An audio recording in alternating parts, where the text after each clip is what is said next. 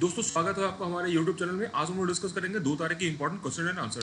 तो हमारा पहला क्वेश्चन है, which power producer is the first to complete all wind power projects awarded by the Solar Energy Corporation of India. पहला option है Tata power, JSW energy, Sembcorp energy India या फिर Adani power. सही answer है इसका सेमकॉर्प एनर्जी इंडिया। दोस्तों आपको ये पता होना चाहिए कि अभी हाल ही में हमारे प्रधानमंत्री जी ने एक एशिया का सबसे लार्जेस्ट सोलर पावर प्लांट को इनॉग्रेट किया था, जो कि मध्य प्रदेश के रीवा डिस्ट्रिक्ट में है।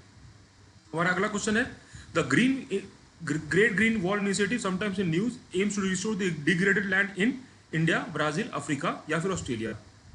इसका सही आंसर है अफ्रीका। जैसा कि आप लोग देख सकते हैं, एक जो ग्रीन वॉल इनिशिएटिव अफ्रीका में चालू किया गया, ईस्ट से वेस्ट तक वो डायसेक्ट करता है। वो करीब इसका लेंथ हमारे 7,775 किलोमीटर है। आपको अफ्रीकन कंट्रीज के कैपिटल भी याद करने होंगे क्योंकि कई बार एग्जाम में पूछे जाते हैं। अफ्रीकन यूनियन द्वारा 2007 में इस प्रोजेक्ट को चालू किया गया था, to restore Africa's degraded landscape and transform millions of life in one of the world's poorest regions, the Sahel. ये बनने के बाद वर्ल्ड का सबसे लार्जेस्ट लिविंग स्ट्रक्चर हो जाएगा प्लेनेट पे। अब इसी के बेसिस पे हमारी इंडियन गवर्नमेंट भी एक प्लान कर रही है, एम्बिशियस प्लान बना रही है ग्रीन वॉल इनिशिएटिव का नॉर्थ वेस्टर्न पार्ट में बनाने के लिए, जो कि लगभग 1400 किलोमीटर का होगा। 5 किलोमीटर वाइड ग्रीन बेल्ट होगा, गुजरात से लेकर दिल्ली हरियाणा बॉर्डर तक होगा। जैसा कि आप लोग इस देख सकते हैं, ये पोरबंदर से पानीपत तक चलेगा। हमारा अगला सवाल हमारा अर्बन हीट आइलैंड से रिलेटेड है। इसका पहला ऑप्शन है, an urban heat island is an urban area that is significantly warmer than its surrounding rural area due to human activities. दूसरा ऑप्शन है, the effect of urban heat island is more severe during day time than in night time. तीसरा option है, the urban heat island decreases air quality by increasing the production of pollutants such as ozone and decreases water quality. उसका सही answer है 1 और 3, B option सही है। जैसा कि आप लोग देख सकते हैं, अर्बन हीट आइलैंड होता क्या है।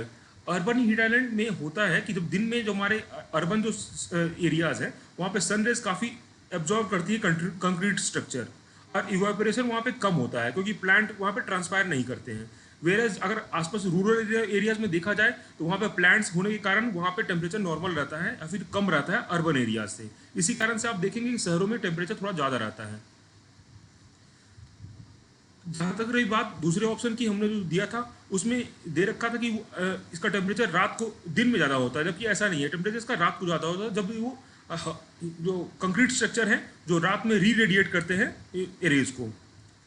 और ये हमारा जो है, इसको कम करने के लिए उपाय क्या है, कम हम लोग कर सकते हैं ग्रीन हम लोग प्लांटेशन कर सकते हैं, या लाइट कलर के सरफेस हम लोग इस्तेमाल कर सकते हैं जिससे रिफ्लेक्शन ज़्यादा हो जाए।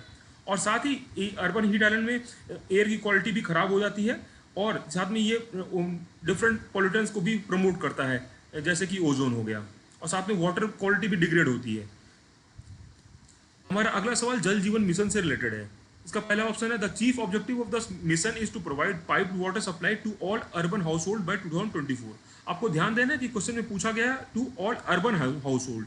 तो दूसरा ऑप्शन है, it aims to create local infrastructure for rain water harvesting, ground water recharge and management of household waste water for reuse in agriculture.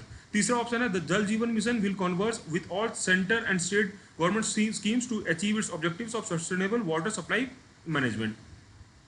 उसका सही आंसर है 2 और 3, क्योंकि ये जो हमारा जल जीवन मिशन है ये हमारा फोकस कर रहा है रूरल हाउस होल्ड पे, ना कि अर्बन हाउस होल्ड पे।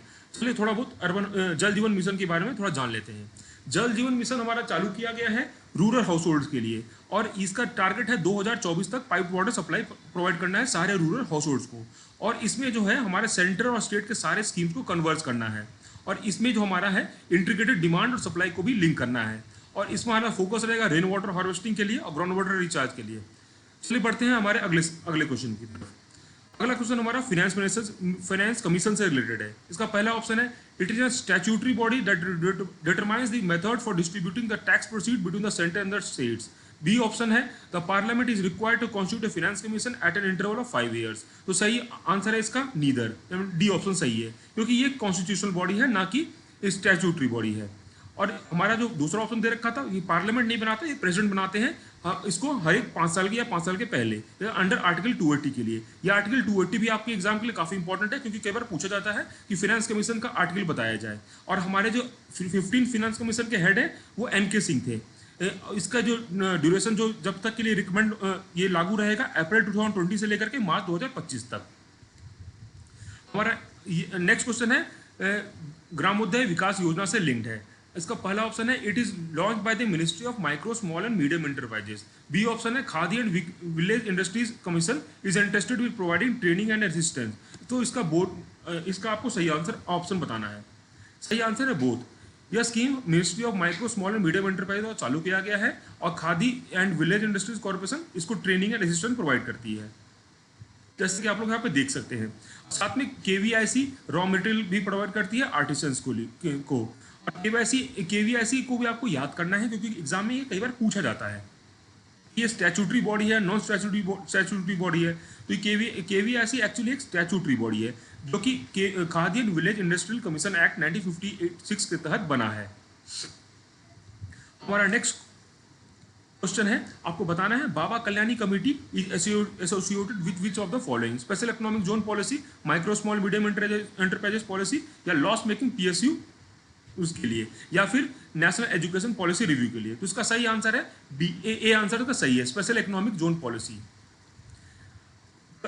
अभी 1 तारीख को ही हमारे बाबा बाल गंगाधर तिलक जी का डेथ एनिवर्सरी मनाया गया, इसलिए ये काफ़ी वो भी 100 डेथ पुण्यतिथि मनाई गई उनकी। तो ये इसलिए हमारे एग्जाम के लिए इंपॉर्टेंट बनता है। आपको बताना है इनके द्वारा बुक्स कौन कौन सी लिखी गई हैं। Select the books published by बाल गंगाधर तिलक। तो पहला ऑप्शन है the Arctic home in the Vedas, दूसरा ऑप्शन है द ओरियन, तीसरा ऑप्शन है श्रीमद् भागवत गीता रहस्य, चौथा ऑप्शन है हिंद स्वराज। तो इसका सही आंसर है 1, 2 और 3, क्योंकि हिंद स्वराज हमारा गांधी जी को द्वारा लिखा गया था। बाल गंगाधर तिलक को लोकमान्य तिलक भी बोला जाता है और ये हमारे एक्सट्रीमिस्ट ग्रुप जो थे लाल बाल पाल उनके ये पार्ट थे। इनको ब्रिटिशर्स द्वारा फादर ऑफ इंडियन अनरेस्ट भी बोला जाता है। इनका एक बहुत ही फेमस कोट है जो कि कई बार एग्जाम में पूछ दिया जाता है, पूछते हैं कि किसने बोला था। वो आपको ये याद रखना है, Swaraj is my birth right and I shall have it. इसलिए आपको ये काफ़ी इंपॉर्टेंट है ये वाला कोट, इसलिए याद रखिएगा इनको। इन्होंने 2 न्यूज़पेपर को भी एक एडिट किया था। तो पहला है केसरी मराठी में, दूसरा है महारत्था इंग्लिश में। हिंद स्वराज गांधी जी के द्वारा लिखी गई किताब है। इसी के साथ हमारा आज का सेशन समाप्त होता है। आशा करते हैं आपको हमारा वीडियो आपको पसंद आया होगा। हमारे साथ जुड़े रहने के लिए हम सब्सक्राइब बटन पर क्लिक करना ना भूलें और हमारा टेलीग्राम ग्रुप भी ज्वाइन करें। धन्यवाद।